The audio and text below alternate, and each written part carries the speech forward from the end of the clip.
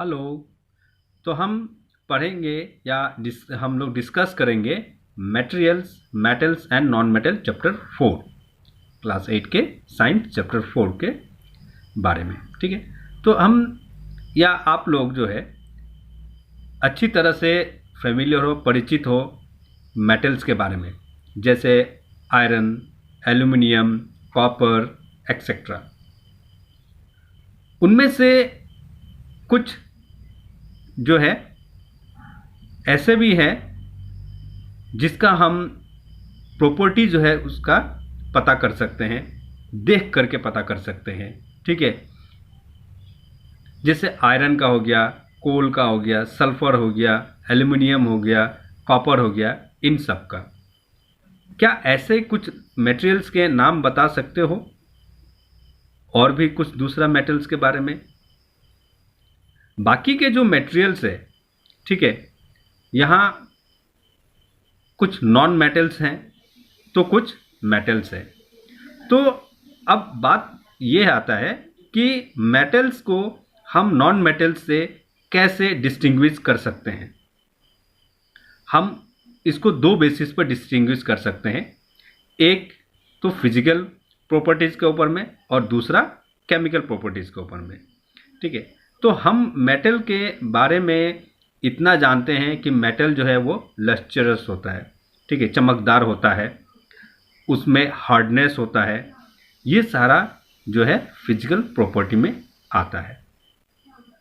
Metals के कुछ properties हैं और कुछ नॉन मेटल के भी कुछ प्रॉपर्टीज़ हैं। कभी तुमने लोहार को देखा होगा, लोहे को पीटते हुए या उससे कुछ आर्टिकल्स बनाते हुए, जैसे कि स्पैड हो गया, कुदाल हो गया, या सोवेल हो गया, ठीक है, या फिर एक्स हो गया, कुल्हाड़ी हो गया। वो किस प्रकार से उसे बनाता है, कैसे बनाता है? क्या कभी ऐसा देखा है कि कुछ मेटल्स है जिनको पीटते ही उसका शेप बदल जाता है? या कभी ऐसा मिला भी हो सकता है कि कुछ मेटल्स को एक्सीडेंटली हमने पीटा, ठीक है, और वो उसका शेप जो है वो बदल गया, गोल था तो चपटा हो गया, ठीक है, छोटा था तो पीट दिया तो लंबा हो गया या पतला हो गया। ऐसा हुआ होगा। तो अगर हम मान लेते हैं कि एक पीस ऑफ कोल को, ठीक है, यानी कोयला को रख करके अगर हम उसके ऊपर में हैमर से उस पीटें तो क्या होगा? या कभी ऐसा किया है कि पत्थर को या ईंटा को जो है, टुकड़ा को हम उसको जो है हैमर से पीटते हैं, तब क्या होता है? ऐसा करके एक बार देखना जरूर कि क्या होता है। तो मैं बता देता हूं कि अगर हम इस प्रकार करते हैं किसी ईंटा को या किसी पत्थर को, ठीक है, हैमर से जब हम पीटते हैं या किसी कोल को, तो क्या होता है कि वो टुकड़ा टुकड़ा होकर के बिखर जाता है। वो चपटा नहीं होता, ना ही लंबा होता है। तो यहां पर प्रॉपर्टी आता है कि नॉन मेटल जो है उसको पीटने से वो टूट करके बिखर जाता है। वहीं पर मेटल को अगर हम पीटते हैं हैमर से तो वो चपटा हो जाता है या लंबा हो जाता है। ठीक है, तो ये दो प्रॉपर्टीज हो गया मेटल और नॉन मेटल का।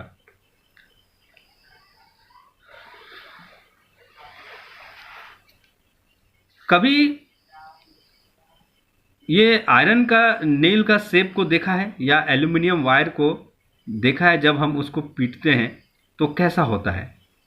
आयरन का नेल का उसका ऊपर का टिप्स को जब हम पीटते हैं तो क्या होता है? वो चपटा हो जाता है। या एल्युमिनियम का वायर को जब हम पीटते हैं तो वो चपटा हो जाता है। ठीक है, तो ये हार्डर जो सब्सटेंस होता है उसको जब पीटा जाता है तो उसमें क्या होता है कि वो शीट्स में बदल जाता है, पतला शीट्स में बदल जाता है। हम ज़्यादा पीटते रहेंगे तो वो और ज़्यादा पतला होता जाएगा और पतला होता जाएगा, पेपर का जैसा एक बार बन जाएगा। सिल्वर फॉयल को देखा होगा, जो हम लोग इस्तेमाल करते हैं फूड्स को रैप करने के लिए, फूड्स को बांधने के लिए, ठीक है, या फिर हम लोग कभी उसका ड्राइंग्स वगैरह बनाने के लिए भी हम फॉइल्स का इस्तेमाल करते हैं, या पेपर का कवर, बुक्स का कवर लगाने के लिए भी हम इस्तेमाल करते हैं एल्युमिनियम फॉइल को, ठीक है। तो वो एल्युमिनियम फॉइल जो है वो इतना पतला कैसे बनता है, उसको एल्युमिनियम को बहुत ज़्यादा उसको पीटा जाता है, पीटते पीटते इतना पीटा जाता है कि वो पेपर के जैसा पतला हो जाता है। ये सारा चीज़ें जो है मैनुअली नहीं होता, बल्कि उसको मशीनों के द्वारा किया जाता है। तो मेटल में एक और प्रॉपर्टी आता है कि जब हम मेटल को पीटते हैं या मेटल पीटा जाता है तो वो पतला शीट्स में कन्वर्ट हो जाता है। इस प्रॉपर्टी को हम मेलाबिलिटी कहते हैं। ये प्रॉपर्टी मेटल का ही है, ठीक है। अब ये भी नोटिस किया होगा कि मटेरियल जैसे कि कोल हो गया या फिर पेंसिल का लीड हो गया, ये प्रॉपर्टी जो है मेलाबिलिटी वाला प्रॉपर्टी इसमें शो नहीं करता है, क्योंकि पेंसिल को अगर हम लीड को अगर हम हैमर से मारेंगे तो वो पाउडर बन जाएगा, बिखर जाएगा, वो पतला शीट में कन्वर्ट नहीं होगा। या कोल को हम हैमर से उसका अपन में स्ट्राइक करेंगे, पीटेंगे, तो वो पाउडर बन जाएगा, बिखर जाएगा, ठीक है। अब कभी भी ऐसा हुआ है जो किचन में काम कर रहे हो, ठीक है, बच्चे नहीं करते, मगर एक्सीडेंटली या कभी काम करने के मम्मी ने कह दिया कि थोड़ा सा ये चाय बना दो या फिर थोड़ा सा पानी गर्म कर दो, तो ऐसे में जब हम पेन को, हॉट पेन को जब पकड़ते हैं तो क्या होता है, जिसमें बिना कपड़ों का या बिना लकड़ी का उसमें हैंडल लगा हुआ, जब खुले हाथों से जब हम उसको पकड़ते हैं तो क्या होता है, हमारी हाथ जो है वो जलने लगता है। ऐसा क्यों? क्योंकि मेटल में एक और खासियत है, उसमें एक और खूबी है, इसका प्रॉपर्टी एक और है कि मेटल जो है गर्म करने से गर्म हो जाता है। हम जब मेटल को आग पर रखते हैं तो हीट जो है उसमें आ जाता है, वो एब्जॉर्ब कर लेता है, वो गर्म हो जाता है, ठीक है। ये एक प्रॉपर्टी हो गया मेटल का। तो इसीलिए जो किचन का जो यूटेंसिल्स होता है उनमें प्लास्टिक का या फिर लकड़ी का हैंडल जो है लगाया जाता है, क्योंकि प्लास्टिक और लकड़ी, वुड जो है वो नॉन कंडक्टर है, वो हीट को कंडक्ट नहीं करता है। तो यहाँ पर एक ये भी प्रॉपर्टी आता है कि मेटल कंडक्ट हीट, ठीक है। और जबकि प्लास्टिक या फिर लकड़ी जो है वो नॉन मेटल है, तो इसीलिए वो हीट को कंडक्ट नहीं करता है। एल्युमिनियम और कॉपर वायर को इस्तेमाल करते हुए कहाँ पर देखा है? कुछ ऐसे आइडियाज़ है जहाँ पता चले कि इस जगह पर कॉपर का या फिर एल्युमिनियम का इस्तेमाल हुआ हो। कॉपर का वायर या एल्युमिनियम का वायर कैसे बनता है? जब हम कॉपर का टुकड़ा को या एल्युमिनियम का एक पीसेस को हम मशीन में रख करके जब उसको खींचते हैं तो वो क्या होता है कि लंबा हो जाता है, ठीक है।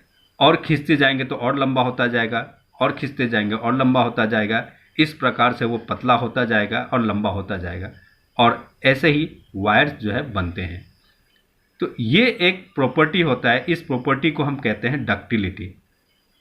मेटल में ये प्रॉपर्टी यूज होता है जिससे हम मेटल को वायर में बदल सकते हैं, एक छोटे से पीस से उसको वायर में बदल सकते हैं। इस प्रॉपर्टी को हम डक्टिलिटी कहते हैं, ठीक है। तो आज जो है फिलहाल इतना ही, नेक्स्ट क्लास में हम इसके बारे में और डिस्कस करेंगे।